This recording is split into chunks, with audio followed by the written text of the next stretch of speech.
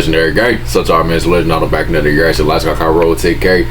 It's been a real long time, bro. I ain't even gonna lie to y'all, bro. We got 3 true disturbing Halloween stories. Y'all want more? Let me know. I just been kind of busy, man. I ain't really had time to really. If y'all know, if y'all been on this channel, y'all been on this channel long enough. Y'all know we do more than like sports reactions. But I just been like I said, crazy busy. Hey man, Halloween right around the corner. I don't condone that. I don't celebrate that. I'm a child of God. But if y'all do that, then that's y'all. You feel me? But hey, we here to watch this, man. Check it out, man. Don't get scared now. Hope y'all don't. Y'all gotta let y'all. Hey, I don't get scared, man. You feel me? I don't know about y'all though. Don't care. Story number 1, man. This is a disturbing memory from my young childhood. I was about 7 or 8 years old. My mom would. And one more thing before we get started, bro. I don't really have like no scary memories or scary stuff. Like people know not to, you know what I'm saying, mess with me, bro. You feel me? So my brother and I trick-or-treating, but this particular year after school, she dropped me off at my friend Sean's house, where Sean, our friend Johnny, and I would go together. Johnny and Sean were a year older than me. We met while I was playing with my brother on the block. Johnny and Sean lived around the block from me. The block? Sean had a weird upbringing that I never really understood. His sister was like 20 years old. There was a big gap between them. She was always his caretaker, it seemed, whenever I was. Why would you have a skeleton outside your porch? That's a no-go, bro. At his house. His house always smelled like cat, and his sister always had a different guy over, it seemed like. His sister was always cold to me. Man, talk about, nigga, is this a scary video or, hey, come on now, fam. Never acknowledge me or say hi or anything. Sean's dad was never in the picture. Bro said the house smelled like cat, was always dog. Working out of town, I guess. I only met Sean's mom a few times. We never really stayed in touch for long enough for me to figure all this out. Anyway, my mom dropped me off at Sean's, expecting that Sean's mom would be trick-or-treating with us. After saying goodbye, I went into his house. Johnny was already there. We all had big pillow sacks to fill with candy. This was around the time that I learned that neither Sean's mom nor sister were coming with us to supervise. I was young, so I sort of felt slightly uncomfortable knowing that Johnny and Sean would be leading the way. But at the same time, I felt a sense of excitement that we'd have more freedom. I knew for a fact my mom would not have approved of us going unsupervised, around doing our rounds door to door. Quite a few people asked if we were alone or where our parents were, and Johnny would always be the one to use the same lie, that his mom is up ahead with his sister. It worked every time. This was on a Friday, so we didn't get to start at trick-or-treating until around 5 o'clock. But we didn't have school the next day, so we intended on going until our pillow sacks were completely full. We took a break after a couple of hours and went to Sean's, where he heated up a bunch of frozen pizzas. At the time, I was so jealous of the apparent freedom he had in his house, not having parents who cared about what he did. But looking back now, I count myself super blessed to have grown up in a household with 2 strict parents. After we hung out at his house for an hour and watched Halloween specials on Nickelodeon while eating pizza and candies, Johnny eventually was picked up by his mom, but Sean and I wanted to keep going, so we eventually headed back out for round 2. It was dark out now, and it had to be past 8 p.m. There were a lot less trick-or-treaters now. We tried to go to certain blocks we hadn't gone down. Don't y'all got school tomorrow? Why y'all outside at 11 p.m. off? It's Friday, damn. But still, y'all kids, man. Get in the house, man. Y'all got no business being out there, bro. Down yet, which meant straying further away from Sean's house. We found a block we hadn't touched yet and continued knocking on doors. Some houses didn't answer at this hour, and mostly everyone else had a comment about us being alone or how it's getting late. We noticed a man pushing a stroller a couple houses down behind us. He was walking very slowly in our direction, probably a dad trick-or-treating for his young child. As we continued going door to door, the man with the stroller got closer. Eventually, we heard him going shh and singing softly. Eventually, he caught up to us, and he said, "How's the trick-or-treating going, boys?" And we replied, "Good," at the same time. And then he said, "It's pretty late. I'm on my way back to my house. I can give you guys the rest of my candy." Sean and I looked at each other with telling faces, as if we just hit the jackpot. Sean asked what kind of candies, and he said a bunch of bags of different things. He said he didn't get to give much away because he wanted to take his daughter out for a trick-or-treat stroll. He did have a bag dangling on one of the handles of the stroller, which was filled with some candies. The stroller was fully covered by a folding piece on the top, so we couldn't see his daughter. He said she's asleep and he didn't want to wake her up, but he pointed ahead and said his house is just up this way. So we followed behind him as he pushed the stroller. He was walking a little faster now. As we walked, I realized there was next to no one else out at this point, even though it was a Friday night. It seemed like a quieter side of the neighborhood. The man talked to us as we walked, asking us questions. What part of the neighborhood we were from, where we went to school, basic stuff. I let Sean answer most of the questions. Him being even just a year older than me at that age, I felt like he was the one who should take lead. On multiple occasions as we walked, the man would lean into the stroller and talk in a high pitch to his daughter. Then he'd turn back and smile at us. We finally made it to his house. He led us up the walkway with the stroller and unlocked his door. After he opened it, he brought the stroller with his daughter inside first, and then invited us to come inside. Sean led the way, so I followed. I was the one to ask if we could leave the door open, and the man paused, and then said, yeah, of course. He said he'll be right back as he goes to get the candy bags. He pushed the stroller into the middle of the living room, only about 10 feet away from where we were standing. I nudged Sean because I felt uncomfortable. I whispered, why would he leave the candy so far away? Sean didn't respond. Instead, he turned toward the living room and then walked up to the stroller. He lifted up the folding part that was covering the baby, and he looked disturbed. He hurried back to me, whispering, let's go. He was full on running once we got outside, and I followed behind, which was a bit tougher because we had those heavy pillow sacks. I still was confused about what he saw, but just then, we heard a woman's voice yell, excuse me. It was one of his neighbors. She came running over to us and asked if we know they're getting goosebumps as he said that. The woman said, yeah, that man doesn't have a child. I saw you was walking by with him. She took us to her car and drove each of us home. I know, getting into a stranger's car after that was another questionable Yeah, no cap, bro. The woman came to my front door to talk to my mom about what we just told her. My mom was distraught. After I told her every last detail about the night, she sent me to my room while my parents called the police on that man. My parents never told me anything about what happened after that. I believe they wanted to shelter me from any more exposure to the situation. My mom didn't want me going over to Sean's house anymore, and I know she had quite a bit to say to Sean's mom. I did see Sean at school once in a while still, and we'd remain cordial, but our friendship was never the same after that night. Damn, that's crazy. Over that? I mean, yeah. Story number 2, though. It was Halloween night, 2016. I was tasked by my parents to hand out candies to all the kids for the day. My mom bought 1 million bags of candy that I knew we'd have left over for weeks, and I'd be the one regrettably munching on them for days, if not weeks to come, as I was trying to lose weight. I always told my mom she went way overboard with the candies. The house was in a cul-de-sac on a dead end. We hardly got any trick-or-treaters usually. However, we did have some loyal kids who'd always come to our house knowing how much candy we'd give. Halloween was on a Monday this year. I was in college. Yeah, a Monday? I conveniently had Mondays and Wednesdays off this semester. So the first half of the day, I went to the gym and then worked on my assignments for class. It was always around 4 p.m. that the sound of kids outside would indicate that trick-or-treaters were out. The first time the doorbell rang was, I guess, somewhere between 4 p.m. and 5 p.m. The day went as you'd expect. There's nothing interesting about handing out candies all day to little kids and my dog Vito barking like crazy every time the doorbell rang. I'd say from the first trick-or-treater to 8 p.m., there were maybe 10 to 15 total. As I said, that cul-de-sac was out of the way for people to come. It was more effective for trick-or-treaters to pass it and just keep going straight. It being a Monday night, things quieted down much earlier than usual, I'd say.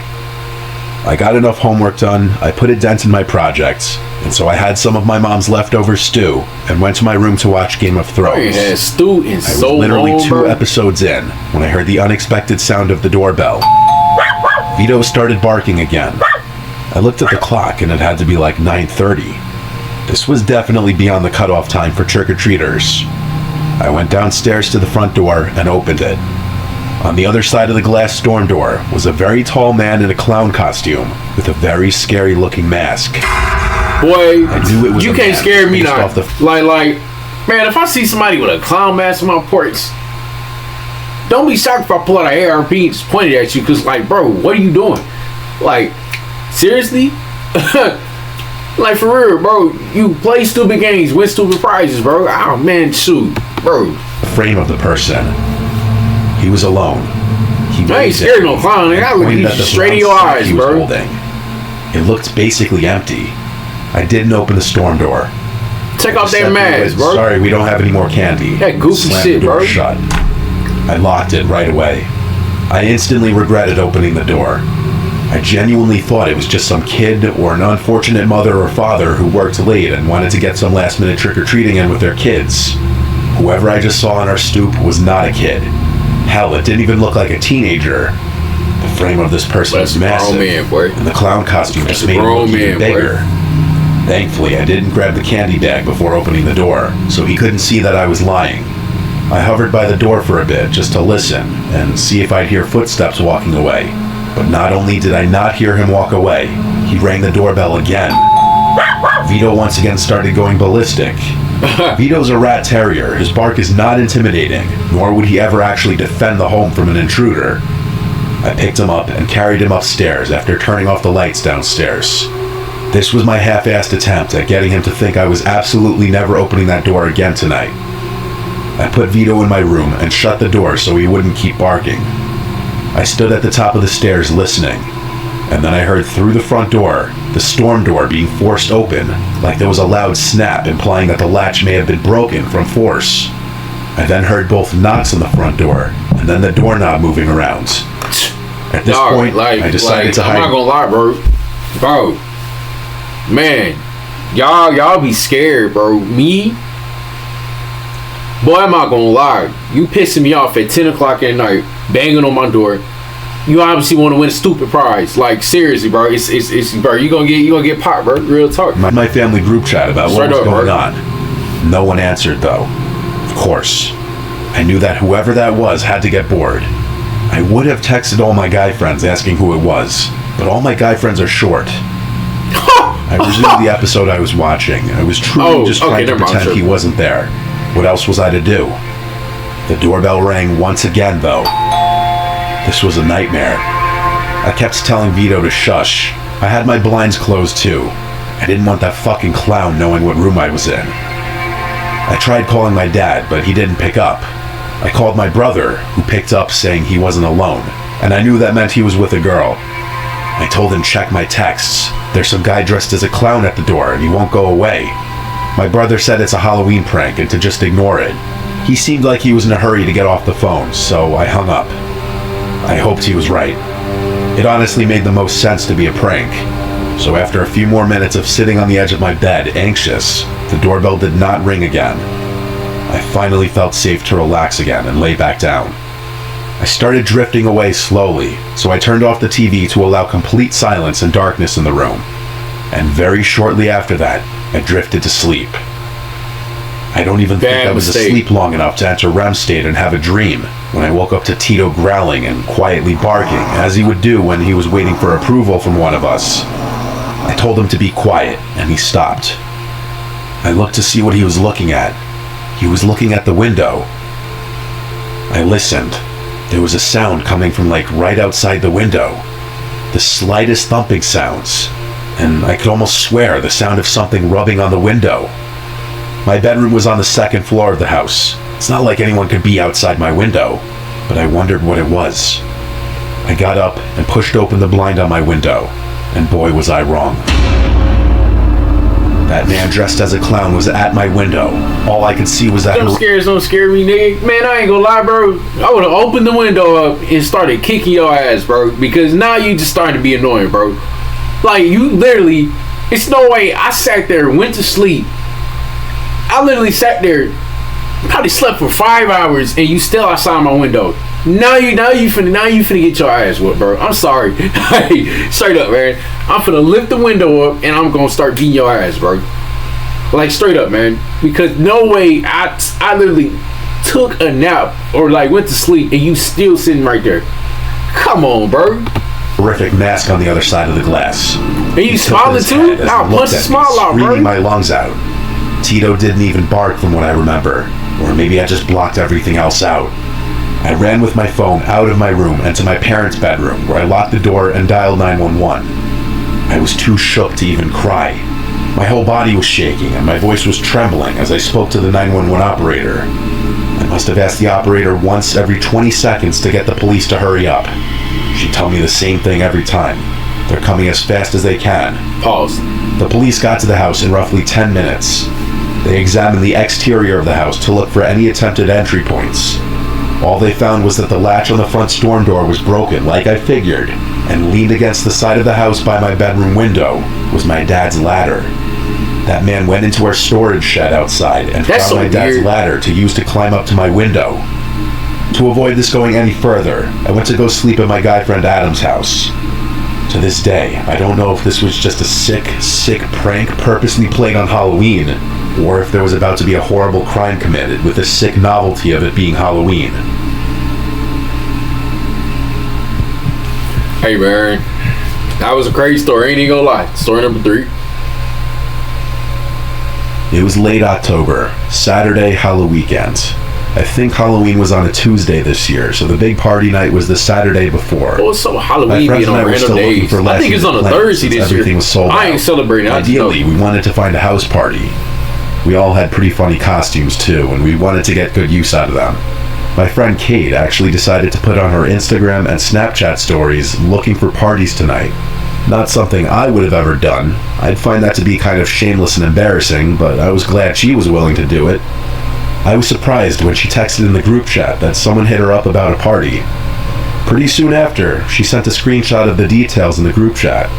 It had an address, start time, and a few ground rules, such as the party would only be indoors, no backyard access, and bring your own booze.